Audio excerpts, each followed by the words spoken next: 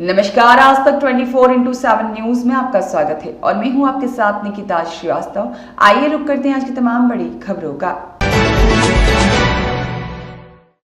इस साल 2024 के बजट पर ई कॉमर्स को लेकर के चर्चा की गई, जिसमें पेश किए गए बजट पर बात करते हुए बताया गया कि सभी वर्ग के लिए 12 लाख तक की आय को लेकर छूट दी गई है। साथ ही इसमें सभी मिडिल क्लास महिलाओं को भी रखा गया है। इससे ऊपर के लिए 16 लाख तक की आय वालों को 10% और 20 लाख से ऊपर की आय वालों को 16 से 20% में शामिल किया गया है। हालांकि इस बजट में सभी वर्गों को शामिल किया गया है। साल के इस बजट के पेश होने के बाद देखना यह है कि यह छोटे उद्योग, व्यापारी और मिडिल क्लास पर क्या असर पड़ता है। सर, समय सत्र जो 2025 का जो बजट पारित हुआ भारत सरकार द्वारा, इसके बारे में क्या कहना चाहेंगे आप? क्या ये इसका स्वागत करते हैं कि इस बजट का 2025 का जो बजट आया है आज, बहुत वर्षों तक जो आम जनता की आशा थी उसको पूरा किया। आशा के अनुरूप आया है, आशा पे खरा हो गया। अब हम लोग बात कर रहे हैं सिर्फ 12 लाख वालों को फायदा हुआ, 12 लाख तक वालों को जी नहीं, उससे ऊपर वाले को भी फायदा हुआ। 12 लाख से 16 लाख वालों को 10% टैक्स देना पड़ेगा। 16 लाख से 24 लाख वालों को 20% देना पड़ेगा, जो कि पहले 30% देना पड़ेगा। तो लाभ सबको हुआ है, सिर्फ उनको नहीं हुआ जो 12 लाख तक वाले हैं। ध्यान दीजिएगा इस चीज पे, ये नहीं है। और जो नया रिफॉर्म आ रहा है, जो नया एक्ट आ रहा है, उसमें क्या क्या आता है ये देखने ही होगा। कुछ चीजें सस्ती हुई हैं, सस्ती भी कैसी हुई है, टैक्स नहीं कम हुआ, कस्टम कम हुई है। जिस तरह की इलेक्ट्रॉनिक कारें या स्कूटर्स या मेडिसिन, वो बहुत अच्छा है, वो भी आम जनता के उपयोग की चीज है। आज हर व्यक्ति को स्कूटर चाहिए, हर व्यक्ति को कार भी चाहिए।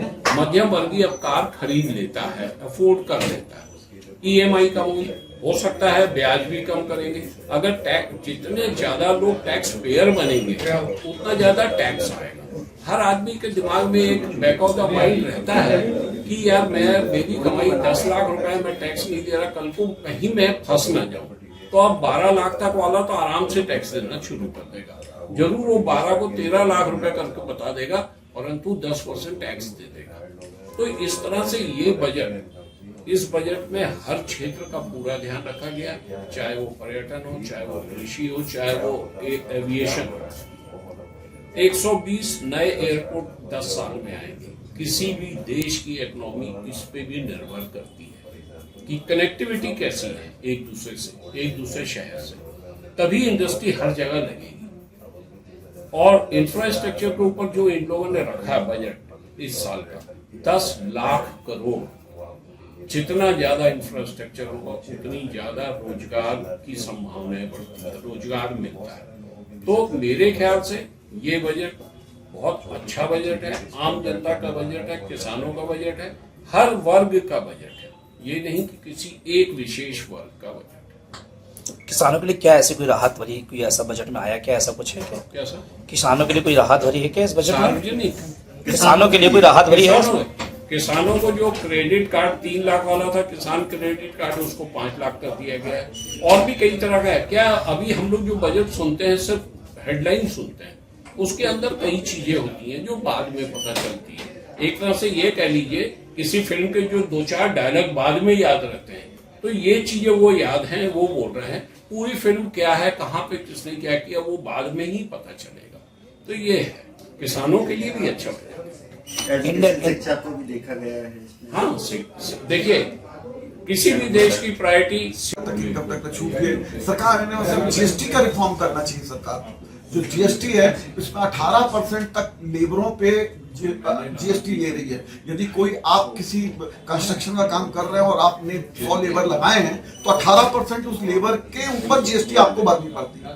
तो एक और सरकार बोलती है कि बेरोजगारी है, तो बेरोजगारी को अगर कोई रोजगार देता है तो आप उसको 12% टैक्स, 18% टैक्स उससे ले रहे हो। तो ये एक समानता है कि रोजगार देने वाले को जीएसटी देना पड़ेगा, रोजगार देने वाले आदमी पे। तो इस तरह की जो सरकार को जीएसटी काउंसिल में भी कई चीज का लाना चाहिए छूट। यानी आज का जो बजट है, केवल ये बजट बहुत नहीं है, अभी जीएसटी के अंदर बहुत सुधार की जरूरत है। सरकार को जीएसटी के अंदर भी बहुत सुधार करना चाहिए, सिंपलिसिटी करना चाहिए, सरलता करना चाहिए।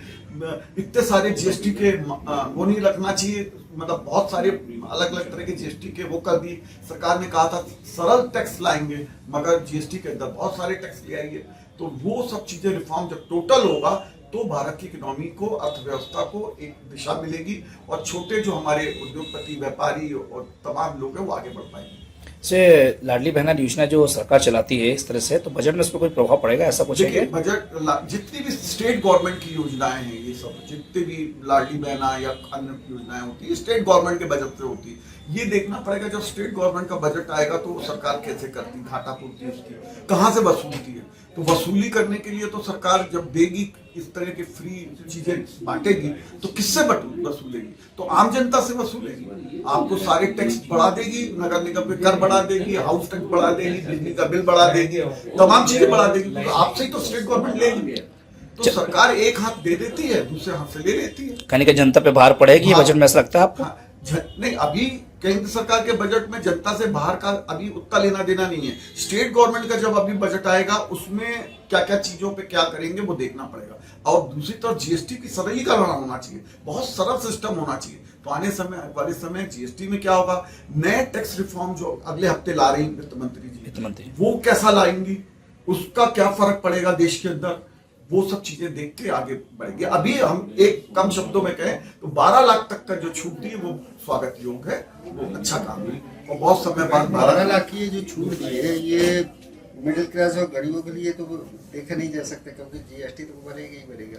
नहीं जी, देखिए जो 12 लाख तक में है उससे सरकार को फायदा ये होगा कि सरकार के पास टैक्स नेट में बहुत से लोग चले जाएंगे जो अभी तक इनकम टैक्स नहीं भरते थे, वो सब 12 लाख का देंगे। जब लगना ही नहीं है तो सब रिटर्न भरेंगे, तो कम से कम सब लोग रिटर्न तो भरेंगे जो नहीं भरते।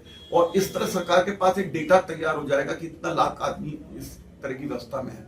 जहां तक आप बोल रहे हो कि महंगाई, वो जीएसटी से लेन देन है, वो जीएसटी काउंसिल में उसकी सुधार होना चाहिए। आप 28% एक मतलब आप पॉपकॉर्न को 3 तरह से बोलते हो कि हम पॉपकॉर्न को 5% भी देंगे, 12% भी टैक्स लेंगे, 18% भी लेंगे।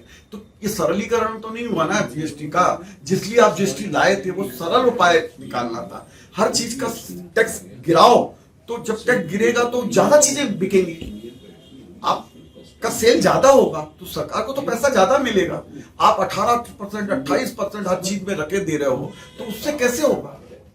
तो ये महिलाओं के लिए कुछ छूट वगैरह, महिलाओं के लिए सरकार ने अभी इनकम टैक्स के अंदर तो एक ही नेट में दे दिया कि 12 लाख तक की छूट, अलग से तो कुछ महिलाओं के लिए अब है नहीं। हाँ, हम लोग की आशा थी कि हेल्थ पे बहुत सरकार को फोकस करना चाहिए, जो इस बजट में नहीं दिख रहा। आज देखिए, आज हेल्थ इतना महंगा हो गया, एक हॉस्पिटल में चले जाओ तो 20 से 25 लाख का बिल बनने लगा आम आदमी का। कहाँ से सरकार के लिए लोग करेंगे? तो आज अगर कोई आदमी जैसे उसके अंदर आप हेल्थ के अंदर इंश्योरेंस करने जाते हो तो सरकार उसमें भी 18% जीएसटी लेती है, यानी आपकी इंश्योरेंस देने पे भी 18% जीएसटी, उसमें भी वो कमा रहे हैं। आप एक तो आपका काम है सरकार का सबके हेल्थ को देखना, आप अपनी कर्तव्यों का निर्वहन नहीं करते हुए आप उससे बोलते हो जीएसटी दो 18%, तुम टैक्स, तुमने इंश्योरेंस लिया, अगर हम इंश्योरेंस खरीदते तो 18% जीएसटी। ये सब खत्म करना चाहिए सरकार को, और 0% जीएसटी होना चाहिए हेल्थ पे। भारत में हेल्थ में 0%, ताकि आम आदमी अपने हेल्थ की देखरेख आराम से कर सके, ऐसा होना चाहिए। वीरेंद्र की रिपोर्ट।